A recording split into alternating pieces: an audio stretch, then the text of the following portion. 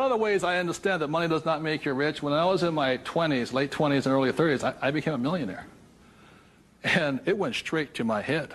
And, you know, when you have money, you think your IQ goes up. And in reality, your IQ goes down, you know. And it was fast cars and even faster women. And I was a millionaire. I was a bon vivant around Waikiki. Now, I don't regret a thing. It was a lot of fun. But the more money I made, the more stupid I became. Anybody ever had that problem?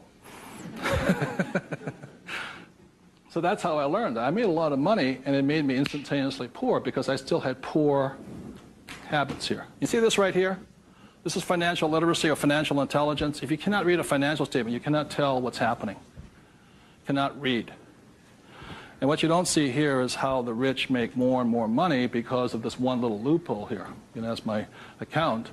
You know, over here you hit 335,000 in income, and your tax rate keeps going up. Over here you hit 335 in income, your income rate, tax rate goes down. The laws are written for the rich by the rich, period. So very quickly I'll go into a financial statement, and this is the basis of wealth here.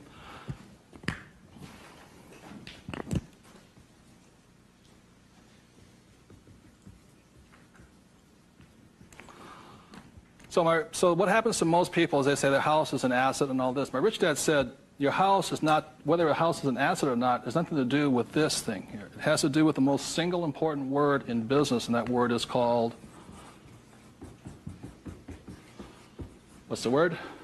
Cash flow. It's cash flow determines it. So, very simply, when I was 9 years old, my rich dad said an asset is something that flows money into your pocket, and a liability is something that takes money from your pocket. Just because your banker or your accountant says your house is an asset doesn't mean it's an asset. So when I read a financial, I see something listed here, and then I see whether it lodges up here. Now, if it doesn't lodge up here, then it must be going this way. It's going out the expense with no income. Does that make sense, you guys here? That's a very simple way of looking at it. Now, taking it one step further, this is where the confusion sets in, is very simply because if you buy a house for, let's say, $100,000, and you get an $80,000 mortgage on it, you put $20,000 down, the problem is your house is listed both asset as well as liability, and that's where the confusion starts. It's listed in both sides, and that's the problem. So the thing here is this, and by the way, the word mortgage comes from the French word mortier, which means death. You know, so that means you're engaged until you're dead with the house, and it's staggering. So let's say you buy this little green house here. Okay. The way you know it's an asset or liability is, let's say I use it as a rental property, and after paying all taxes, you know, taxes, insurance, and expenses, and all this stuff, I make $100 a month. It shows up over here under income of $100 a month. Now, if let's say I have a tenant who trashes the place, doesn't pay me rent, takes me a year to evict the bugger, immediately that house becomes a what? Liability. So the house can be either asset or liability, but it's not because it's an asset or liability listed here. What determines if it's an asset or liability is income and expense. So what makes a person struggle financially is that what they do is they go out and buy a house, and they call it an asset. So you have a house mortgage over here. You buy a car, you call it an asset. You buy yourself a Gucci suit, that's called an asset. You get a gold watch, it's an asset, and all this. But they're really what? Liabilities. And so what happens is, I can tell if a person's rich or poor or middle class very simply by reading the financial. I can look at the financial and see this. If money's coming in and money's going out, this is the cash flow pattern of a poor person. It's not how much money you make. It's how you spend your money. I know a doctor here in Arizona, he makes over $500,000 a year, but he spends $525,000 a year. It comes in and it goes what? Oh, he thinks like a poor person. Okay. The average middle-class person, because they have a job, and the bankers like people with jobs and all this, they get all this stuff. This is their cash flow pattern.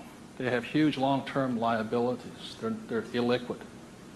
Okay? And this is the cash flow pattern of the great middle class who think they're rich. My rich dad said, it's just because you live in a big house, have a nice car, and wear nice clothes doesn't mean you're rich. You could be broke, more poor than the poor person. So the difference was, for me, was that I spent my life learning how to acquire assets, so I don't need a job. The object was never to work for money. It was to learn to acquire assets that put money in my pocket, either stocks, bonds, real estate, businesses. So this is the cash flow pattern of the rich. The question, the way to find out how rich you are is this: is let's say you're married, husband and wife. If the two of you stop working, what happens? See, if my wife and I stop, income still keeps coming, because it's not dependent upon us working. The average person, all their assets, they realize if they stop working, are really liabilities. As my rich dad said, assets feed you if you stop working, liabilities eat you.